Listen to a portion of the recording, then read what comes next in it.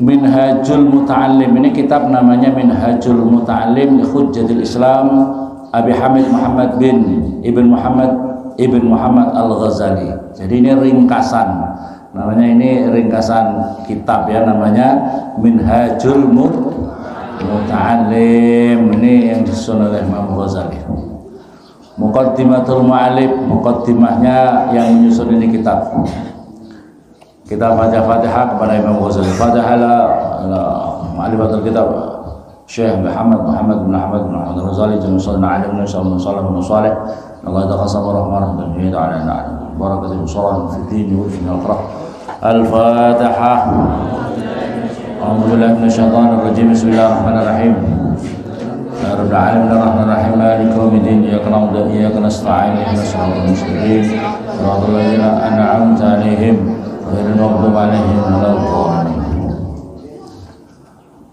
Alhamdu tahu segala puji, alhamdu tahu segala puji lillahi bagi Allah mujidil ilmi yang mewujudkan ilmu lil mujiddin, bagi orang yang bersungguh-sungguh. Jadi ilmu ini akan diberikan bagi yang bersungguh-sungguh. Enggak sungguh-sungguh enggak dapat. Jadi al ilmu ta'allum. Ilmu ini harus dengan belajar, dengan sungguh-sungguh. Jangan kau mencari ilmu dengan kau mimpi-mimpi saja, dengan kamu punya harapan besar tapi tanpa belajar. Tidak akan bisa. Harus dengan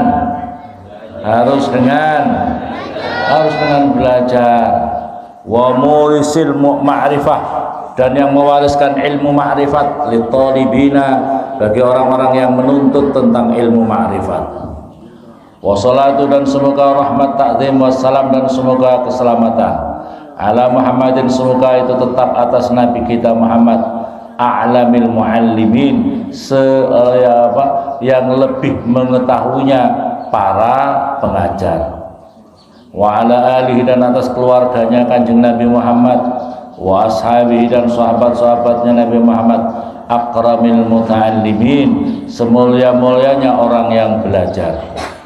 Wa ba'du, dan yang setelah di atas setelah yang di atas, fa inni, maka sesungguhnya saya uridu, menghendaki siapa saya, bihaulillahi, dengan dayanya Allah ta'ala marla quwwati, dan kekuatannya Allah, an ajma'a, supaya mengumpulkan siapa saya, masailah pada beberapa masalah, mimma, dari perkara ya ta'allaku, yang berkaitan bil ilmi, dengan ilmu, wal muallim, guru, wal muta'allim, dan santri.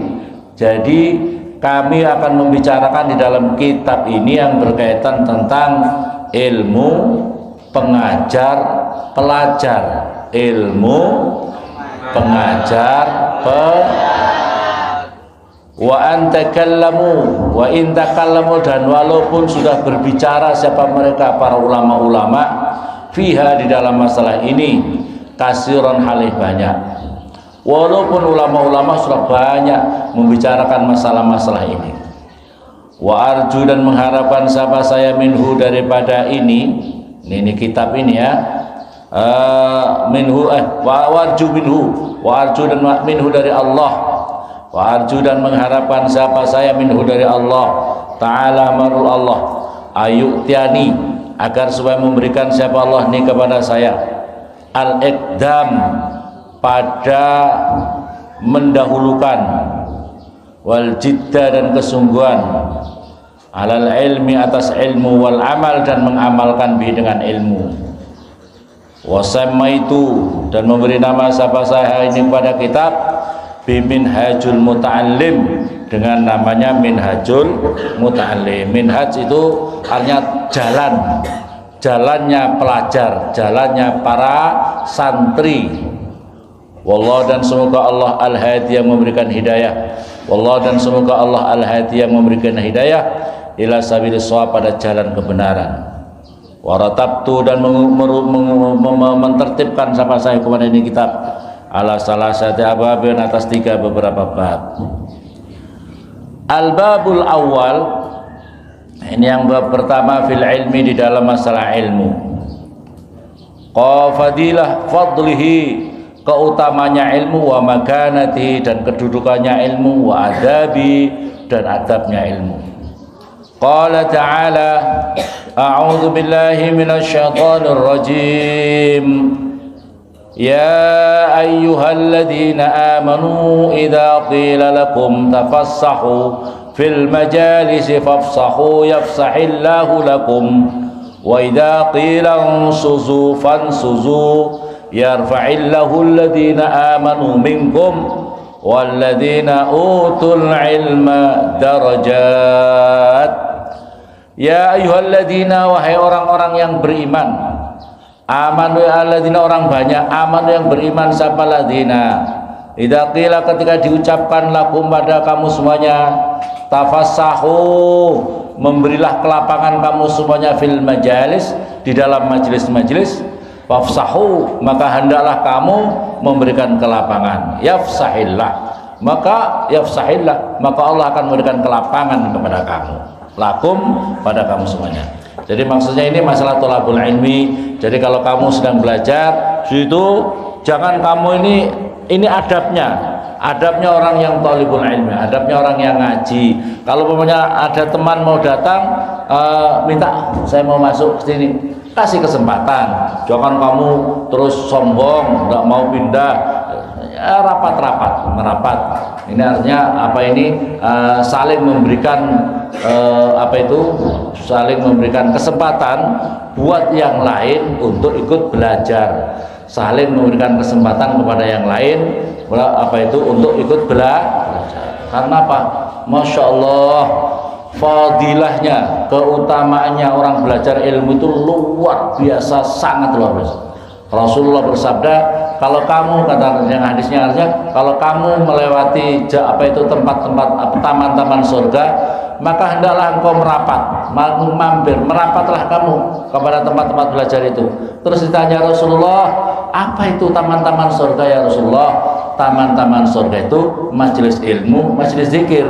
Di situ ada belajar ilmu, di situ ada majelis zikir. Itulah taman-taman surga. Jadi kalau kamu ingin menikmati taman surga di akhirat nanti, kalau kamu ingin menikmati taman surga nanti di akhirat, maka kamu harus senang, rajin untuk berduduk merapat kepada majelis-majelisnya ilmu, majelis-majelisnya zikir.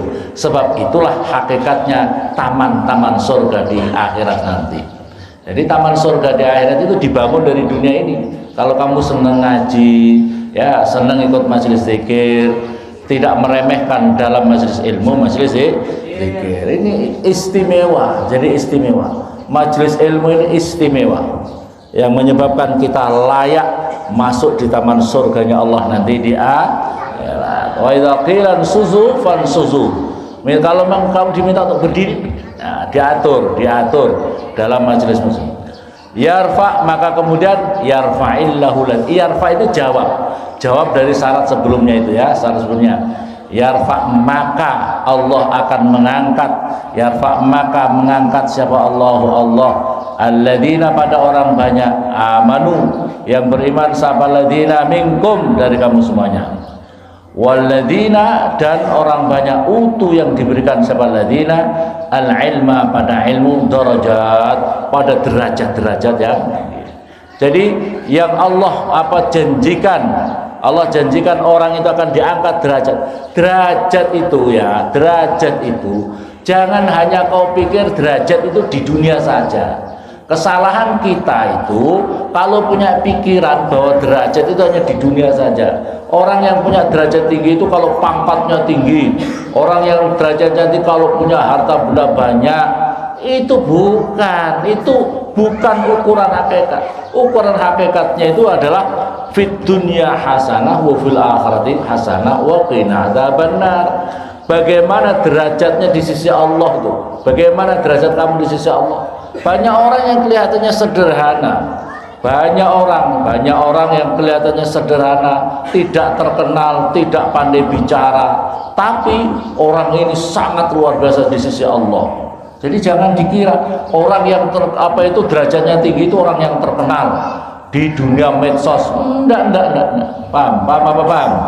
Orang yang terkenal itu ukurannya bukan yang yang terkenal itu apa namanya? Viral. Oh, viral di media. Bukan itu ya. Orang yang terkenal di sisi Allah itu Allah yang Maha tahu. Allah yang Maha. Bahkan kalau para nabi itu kebanyakan mayoritas itu tidak yang terkenal. Nabi yang kita wajib kenal hanya 25. Yang lain padahal nabi itu ratusan, lebih banyak lagi, ribuan ya, banyaknya masya Allah para nabi. Itu yang banyak tidak kelihatan. Maka oleh karena itu hati-hati sama orang-orang yang orang soleh tapi menutup diri daripada kemasyhuran, menutup diri kepada kemasyhuran. Hati-hati. Hati-hati. Maka oleh karena itu Allah yang akan angkat ini adalah orang-orang yang dianugerahkan, orang yang beriman satu, yang nomor dua adalah orang-orang yang dianugerahkan ilmu agama. Tapi kamu itu santri kira-kira orang itu sekarang obsesnya, kalau orang obsesnya salah, pengertian ini salah, jadi pikirannya itu bagaimana punya anak yang penting bisa sekolah, urusan dirinya alim masalah agama, urusan dirinya soleh, urusan apa nomor dua, yang penting anaknya adalah punya ijazah, punya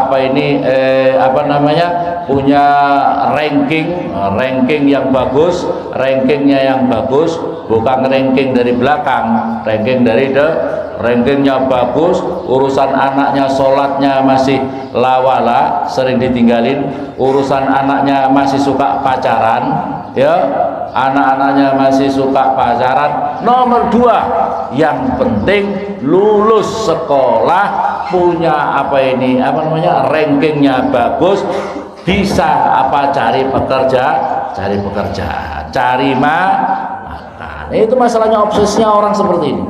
Padahal yang dikatakan dalam Allah akan mengangkat derajatnya orang yang beriman. Berbicara orang yang beriman, iman itu jangan main ngomong iman. Kamu sudah saya iman sama Allah. Tapi iman ini kita itu tahu ilmu tauhid, harus belajar ilmu tauhid. Bagaimana iman itu ilmunya, bagaimana kamu mengetahui ilmunya, logikanya, dalilnya. Kamu harus tahu tentang ilmu tauhid. Jangan kamu iman, begitu ditanya, oh iya kamu iman, saya iman. Terus begitu tanya, Allah punya sifat mukhalafah lil hawadis, apa itu artinya? Enggak tahu. Apa artinya? Terus kemudian begitu tanya, itu artinya Allah berbeda dengan seluruh orang. Apa dalilnya? Logikanya apa? Enggak tahu. Allah punya sifat wujud, bagaimana? Logikanya bagaimana? Dalilnya bagaimana? Tidak tahu. Saya ini dulu di sini ada orang, oh saya ini Pak Kiai, saya ini bisa mendatangkan rohnya para wali-wali. Oh iya kah? Wah coba, rohnya para wali-wali sunan itu masuk kayak gitu, masuk kepada dirinya. Dok, assalamualaikum, waalaikumsalam, bos, masya Allah, datang wali, tanya, siapa ini yang datang? Assalamualaikum, saya Sunan Giri. Sunan, saya mau tanya, Allah itu punya sifat mukhalafah lil hawadis, betul apa tidak? Oh iya betul. Dalilnya bagaimana itu? Al-Quran, hadis apa itu, logikanya bagaimana? Dia diam saja. Oh itu bento yang masuk ke kamu itu, yang masuk bukan sunan, iblis itu namanya. Sunan kok nggak ngerti dalilnya begitu, apalagi ustaz nggak ngerti dalil, lolo itu namanya, ustaz lolo, santri nggak ngerti, santri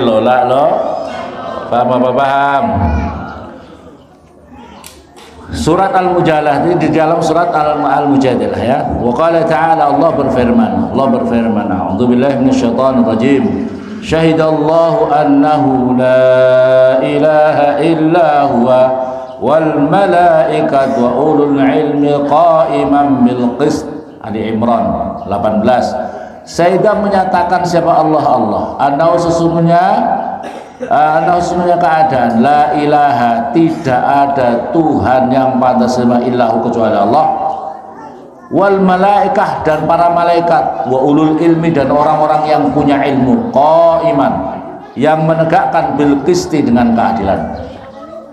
Perhatikan di sini, Allah menyaksikan, Allah bersaksi, Allah menyatakan la annahu, yang bisa menyaksikan annahu la ilaha illa huwa wal malaikatu wa ulul ilmi qaiman bil qisti. Jadi sanjungan, jadi yang sifat kesaksian Allah ini satu Allah, malaikat, yang ketiga wa ulul ilmi qaiman bil qist.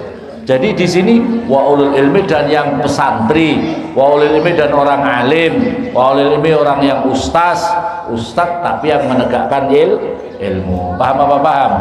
Yang di antara menegakkan ilmu walaupun ini perkara sunnah. Nih paham apa paham ya?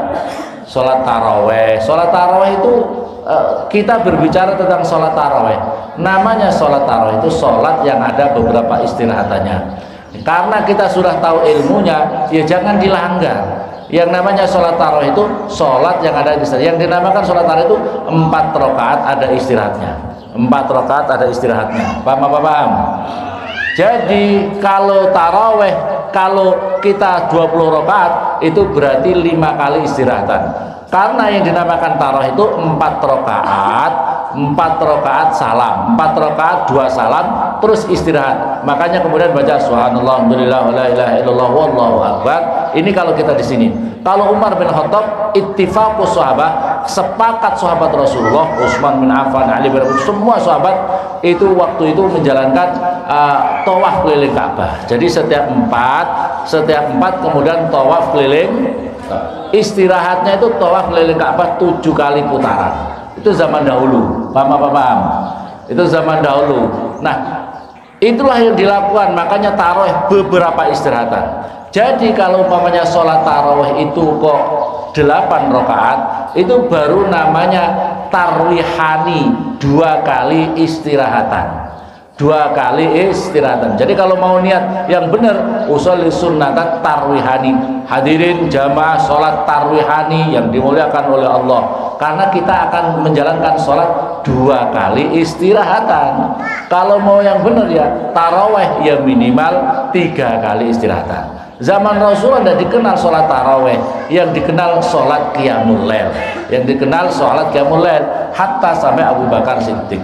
Jadi kalau yang mau benar ya sholat qiyamul lail, kalau sholat taraweh ya harus 20. Paham apa paham? Namanya sholat taraweh. Orang yang punya ilmu ngerti nih, orang yang punya ilmu ngerti menempatkan ini, harus bisa menempatkan ini. Syekh Masduki Lasem itu, Syekh Masduki Lasem itu sekarang mertuanya Rois Am yang sekarang itu Syekh Masduki mengatakan, jadi kalau mau ngomong tentang tarawih itu, tarawihun itu namanya segot tarawihun mafa'ilun, beberapa istirahatan. Jadi dari sini saja orang harus tahu, oh yang namanya tarawih itu minimal 3, karena itu jamak itu minimal 3 dan ke atas. Ini masalah ilmu. Kalau saya pokoknya kalau yang 8 biarin aja, tapi yang tahu, orang yang sudah tahu dalilnya, wong ngalim itu nek iso ya kudu malah mengajak, bukan wong ngalim malah katutan ya. Ustadz kok katutan, apalagi Ustadz Nurul Anwar, Ustadz Nurul milu wae lola ini Ustadz lola ora tenanan dadi ilmu kok. Paham? Ya. Bada memulai siapa Allah fi syahadah di dalam kesaksian binafsi dengan dirinya, zatnya Allah. Wasanna dan memuji siapa Allah bil malaikah dengan malaikat. Syahidallah annahu la ilaha illallah, terus wal malaikah, Allah memuji malaikat. Wasallasa dan ngaping teloni siapa Allah, artinya nomor 3kan siapa Allah biulil ilmi dengan orang-orang yang ahli ilmu. Anugerah. Jadi kedudukannya Allah memposisikan orang yang ngalim itu luar biasa. Allah memuji malaikat, yang ketiga itu ulul ilmi, orang-orang ahlal ilmi. Gitu kok nggak mau? Kamu mau mulia di sisi Allah atau mulia di sisi Fir'aun? Kamu ingin mulianya kamu yang kau cari mulia di sisi Allah atau mulia di sisi Fir'aun yang senang jabatan, atau mulia di sisi Qarun yang ahli harta benda? Jadi dunia ini tinggal kau pilih. Milih mana kamu? Mulia indallah wa 'inda Fir'aun wa 'inda Qarun. Pilih mana kamu? Benar, indallah atau inda Qarun?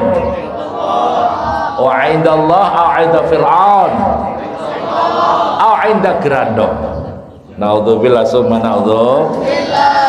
Masya Allah. Jadi ini Allah, pujian Allah kepada orang-orang ahlul ilmi. Wa qala ta'ala, qul, katakanlah ya Muhammad, hal yastawi, apakah sama? Hal yastawi, apakah sama siapa alladzina, orang banyak, ya'lamuna, yang mengetahui, siapa alladzina, walladzina la ya'lamun, dan orang-orang yang tidak tahu. Muhammad, katakanlah, apakah sama orang bodoh dan orang alim itu? Tidak sama. Paham? Tidak sama. Wa qala ta'ala, Allah berfirman, innama yakhsyallaha min ibadihil ulama. Innama yakhsyallaha min ibadihil, sesungguhnya yang takut kepada Allah dari hamba-hambanya itu adalah al-ulama, orang-orang alim. Jadi orang ulama itu banyak. Ulama itu ternyata ada di begitu. Ada ulama yang kalau kita dalam ihya itu ulama yang ulama akhirat. Ulama akhirat, ada ulama dunia. Ulama dunia itu atau ulama ulama akhirat, ulama warasatul anbiya, ulama pewaris para nabi, ada ulama yang ahli dunia. Kalau ulama ahli dunia itu yang motivasinya dia ngalim, dia pinter, dia ngalim, pinter, itu motivasinya hanya untuk dunia saja.